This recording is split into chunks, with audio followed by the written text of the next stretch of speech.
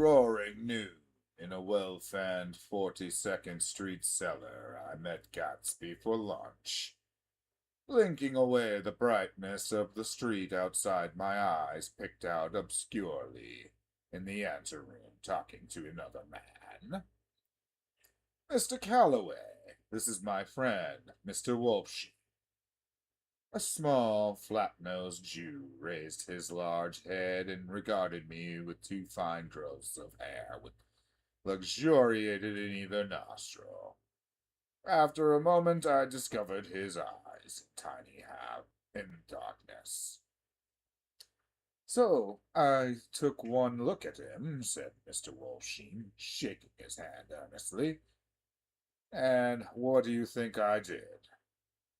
What? I inquired politely. But evidently he was not addressing me, for he dropped my hand and covered Gatsby with expressive nose. I handed the money to Catspaw, and I said, "All right, Catspaw, don't pay him a penny till he shuts his mouth." He shut it then and there. Gatsby took the arm of each of us and moved forward into the restaurant, whereupon Mr. Wolfsheim swallowed a new sentence he was starting and lapsed into a sumbitory abstraction. "Highballs?" asked the waiter.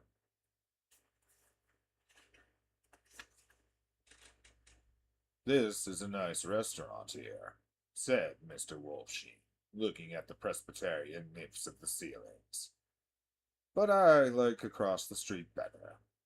"Yes, highballs," agreed Gatsby, and then to Mr. Wolfsheim, "It's too hot over there." "Hot and small." "Yes," said Mr. Wolfsheim, "but full of memories." "What place is that?" I asked.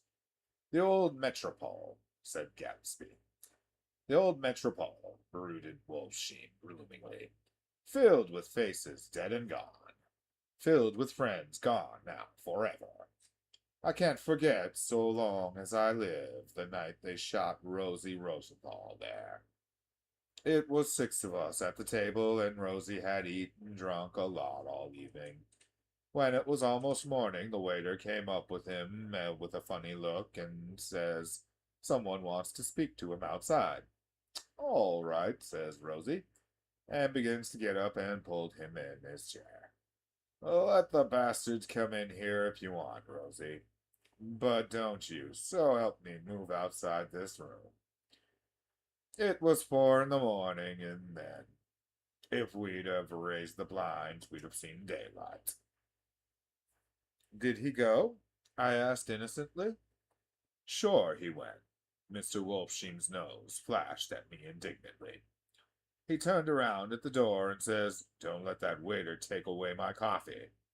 Then he went out on the sidewalk, and they shot him 3 times in his full belly and drove away. 4 of them were executed, I said, remembering. 5 with Becker. His nostrils turned to me in interested way. "I understand you're looking for a business contingent?" The juxtaposition of these 2 remarks was startling. Gatsby answered for me. "Oh, no," he said. "This isn't the man." "No?" Mr. Wolfsheim seemed disappointed. "This is just a friend.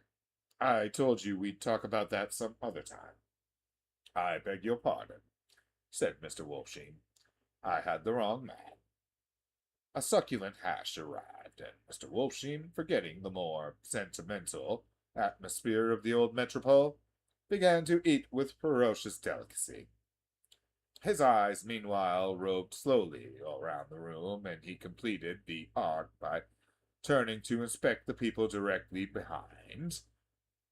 I think that, except for my presence, he would have taken one short glance beneath our table. "Look here, old sport," said Gatsby, leaning towards me. "I'm afraid I made you a little angry this morning in the car." There was that smile again, but this time I held it out against it. "I don't like mysteries," I said, "and I don't understand why you won't come out frankly and tell me what you want." Why has it all got to come through Miss Baker? Oh, it's nothing underhand, he assured me.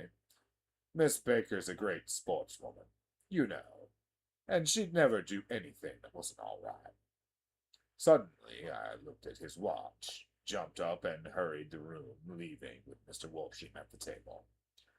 He has to telephone, said Mr. Wolfsheim, following with his eyes. Fine fellow, isn't he? Handsome to look for a perfect gentleman. Yes, he's an Oxford man. Oh, he went to Oxford College in England. You know Oxford College. I've heard of it. It's one of the most famous colleges in the world. Have you known Gatsby a long time? I inquired. Several years, he answered, in a full way.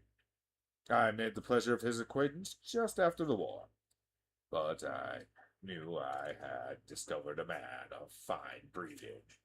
After I talked with him for an hour, I said to myself, there's the kind of man you'd like to take home and introduce to your mother and sister.